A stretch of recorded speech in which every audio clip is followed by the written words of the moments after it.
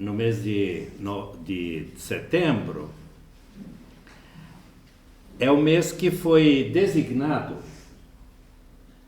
para se falar sobre a prevenção ao suicídio.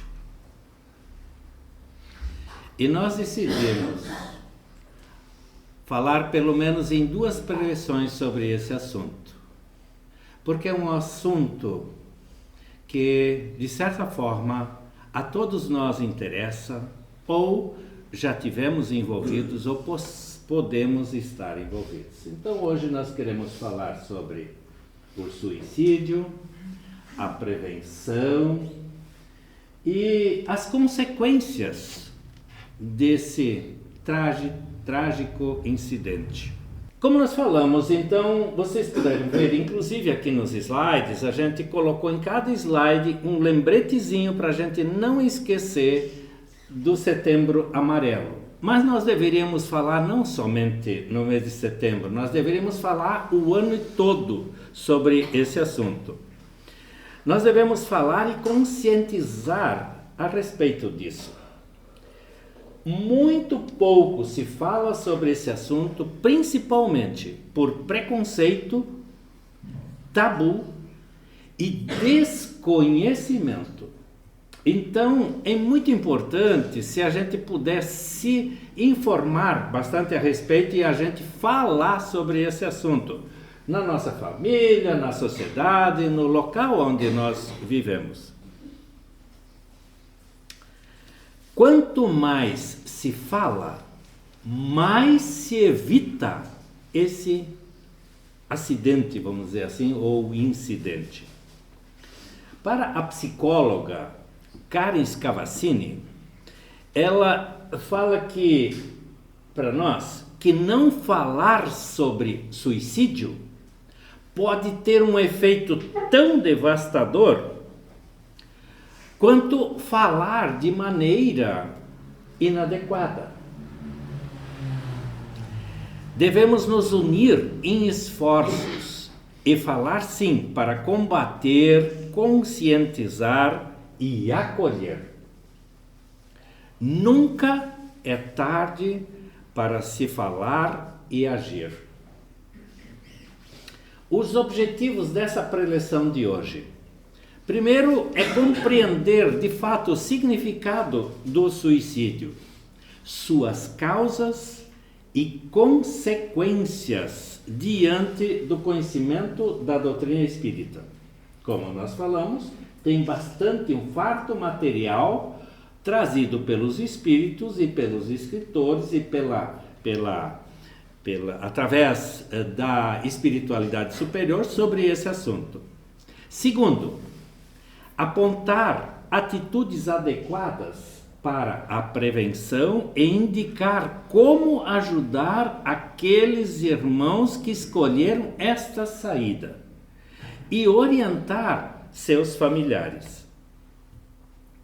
Para isso, a gente entender, é importante a gente entender o conceito, falar sobre o conceito de suicídio. Então, suicídio define-se como sendo a ação pela qual alguém intencionalmente põe fim à própria vida. Do ponto de vista da doutrina espírita, o suicídio é considerado um crime e pode ser entendido não só no ato voluntário que produz a morte instantânea, mas tudo aquilo que se faz e apressa a extinção das forças vitais. Por exemplo, comer demais, fumar, beber, usar drogas, automedicação, etc. Tudo isso encurta a vida. Por isso, perante a espiritualidade, é considerado suicídio.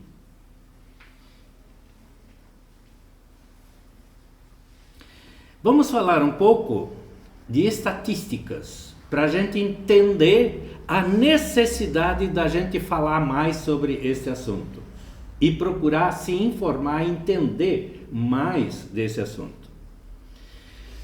Para começar, o suicídio é considerado pela Organização Mundial da Saúde um problema de saúde pública. Os últimos dados que o Ministério da Saúde do Brasil levantou, isso foi em 2021, apontou que 15.507 casos foram registrados como suicídio no Brasil, nos atestados de óbito, consta lá que foi suicídio. Ou seja, uma média de 42 suicídios por dia, isso em 2021. Dá para entender a gravidade disso? Fora, gente, os que são encobertos pelas famílias, parentes, por quê? Por preconceito ou vergonha. E também não estão aí definidos como aqueles casos, por exemplo, que joga o carro de uma ribanceira abaixo, os casos que jogam o carro de frente num caminhão ou num barranco, ou aqueles que caem do 10º andar. Esses não estão incluídos nesse levantamento. Para cada suicídio, estima-se que 25 pessoas façam uma tentativa real e muitas mais pensam seriamente em tirar a vida. Segundo dados da Organização Mundial da Saúde, mais de 700.000 pessoas morrem por ano devido ao suicídio, o que representa 1 para cada 100 mortes registradas no geral. Isso é muito preocupante. E o que mais é preocupante é que o suicídio aparece como 4ª causa mortes entre adolescentes e adultos com menos de 35 anos de idade. Entretanto, há uma estimativa de 10 a 20 milhões de tentativas de suicídios não fatais a cada ano em todo o mundo. Dá para ter uma noção da dimensão dessa tragédia? Um outro caso muito preocupante, e que talvez é desconhecido por a maioria das pessoas, é que estudos apontam que entre os autistas, ou seja, as pessoas diagnosticadas como autistas, mostraram que mais de 60% têm ideias suicidas. No geral, os dados mostram que adultos não autistas têm 4,8% aproximado de ideias suicidas, enquanto que entre os autistas adultos esse número sobe para 25 vezes mais que tem ideias suicidas.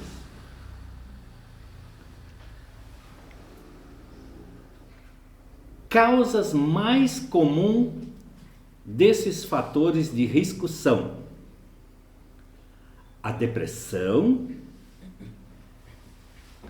a falta de aceitação na família, na sociedade, o preconceito, a rejeição, o bullying, sentir-se excluídas, a solidão, vivenciar traumas como abusos sexuais e verbais e a falta de amor. Falta muita empatia com esse pessoal que nós conhecemos como autistas, que são irmãos nossos. Por motivo algum, devemos desprezar o corpo que temos, por mais torturado que ele seja. Na Terra, cada espírito recebe o corpo que necessita. Buscando respostas na doutrina espírita, nós vamos compreender que o suicídio é tido como um crime aos olhos de Deus, conforme principalmente deixa muito claro no livro Céu e Inferno. E é uma transgressão da lei divina, conforme a pergunta 944 do Livro dos Espíritos. E pela lei da reencarnação, gente, nós somos herdeiros de nós mesmos. Nós viemos aqui para esta terra, nesta vida agora, para cumprir um plano reencarnatório para evoluirmos. Por isso, qualquer coisa que se faça que antecipa, que esgota as forças vitais, é considerado suicídio. Desse modo, jamais o homem tem o direito de tirar a vida, porque só a Deus cabe retirá-lo quando ele julgar oportuno. O suicida, gente, é igual um prisioneiro que foge da prisão. Antes que ele cumpra a sua pena. Quando este preso for recapturado, é mais severa o tratamento. Assim é o suicida. O mesmo acontece com o suicida, que julga escapar a essas mazelas do presente e mergulho nessa desgraça maior. No Evangelho segundo o Espiritismo, no capítulo 27, no item 71, que nós falamos ali, deixa muito claro isso.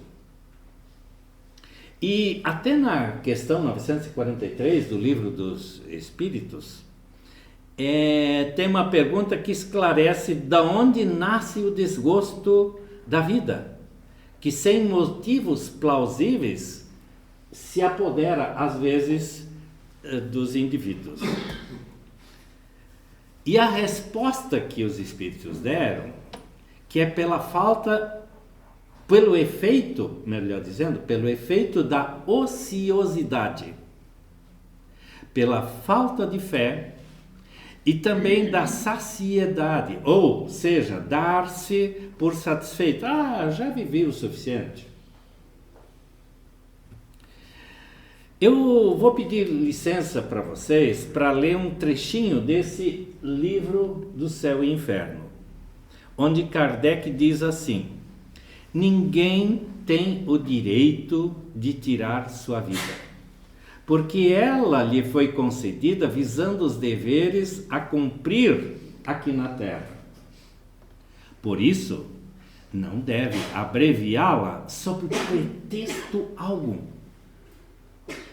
Pela lei do livre-arbítrio, ninguém é responsável a não ser ela mesma pelo suicídio. E por isso mesmo ela vai arcar com o agravamento da situação de sofrimento espiritual.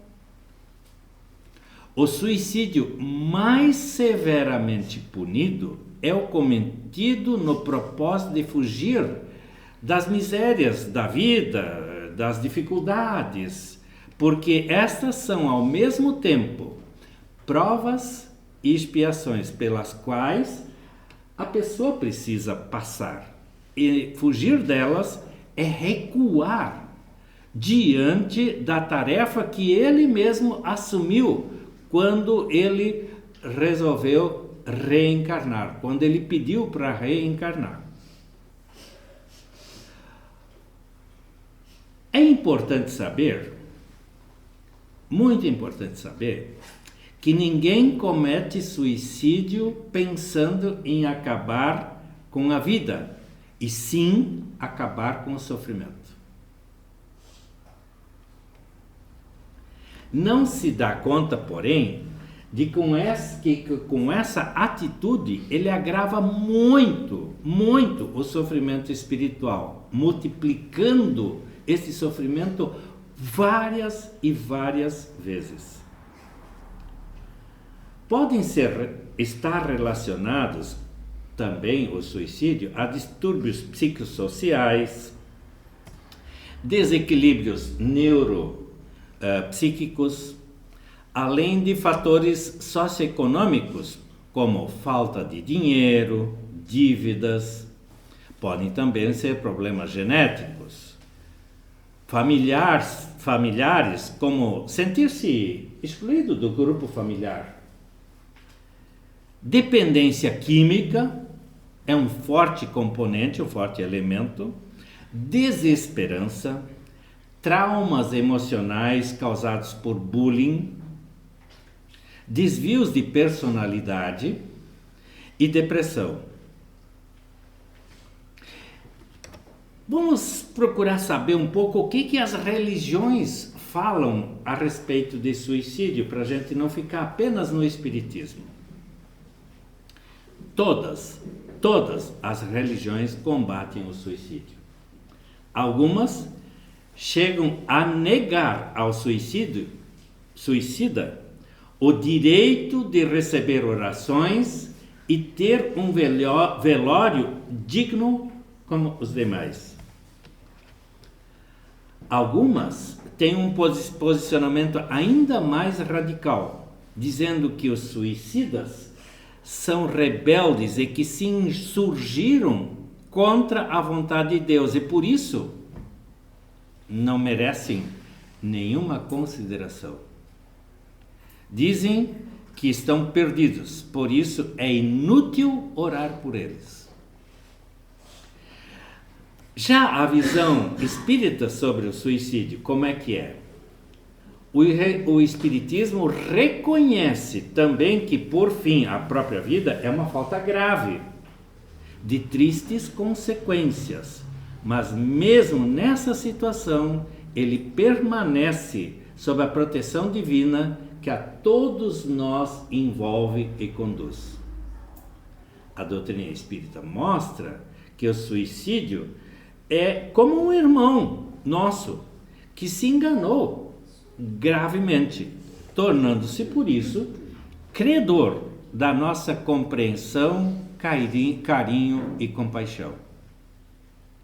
O conhecimento espírita é um poderoso antídoto contra o suicídio, pois explica que todos os nossos problemas são passageiros e breves, considerando que a vida espírita é infinita.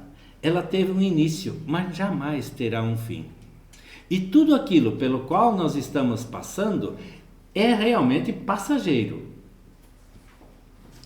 Mesmo nas maiores adversidades, sempre é possível, através da oração, receber ajuda dos amigos espirituais para superar essas dificuldades. Então precisamos buscar força, pedir força. E aos familiares de pessoas que se suicidam, o grande conforto que a doutrina espírita oferece é a certeza que Deus não desampara ninguém, nenhum dos seus filhos. Por mais que estes errem, se equivoquem e se desviem de suas soberanas leis, ninguém é condenado ao sofrimento eterno. Se assim fosse, Deus não seria infinitamente misericordioso e justo. Nós podemos auxiliá-lo muito com nossas orações e intercessões ao plano espiritual pelo perdão. Se alguém tiver alguém que pensou em se suicidar ou se suicidou, algum amigo, conhecido ou alguém, orem, intercedam para que a espiritualidade auxilie esse pobre irmão a entender o que ele causou. Assim, o sofrimento do suicida tem, na verdade, a duração necessária até o arrependimento e o reequilíbrio no plano espiritual. Por isso que nossas orações vão auxiliá-lo tanto, vão fortalecê-lo. A prevenção, o que pode se fazer para prevenir o suicídio? Primeiro, ajuda espiritual.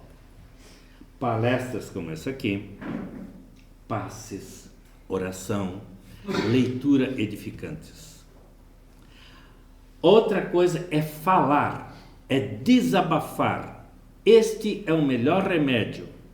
E pôr para fora tudo aquilo que está entalado, doendo. Por isso, quem se aproxima de uma pessoa assim, ou se essa pessoa se aproximar, nós devemos não abrir um ouvido, mas os dois. Ficar ouvindo essa pessoa. Procurar ser empático e entender o sofrimento dessa pessoa. Eu não preciso concordar com a atitude dele, mas eu não devo rejeitá-lo. Sempre se colocar de modo empático, acolhedor, colocando-se ao lado desse sofredor.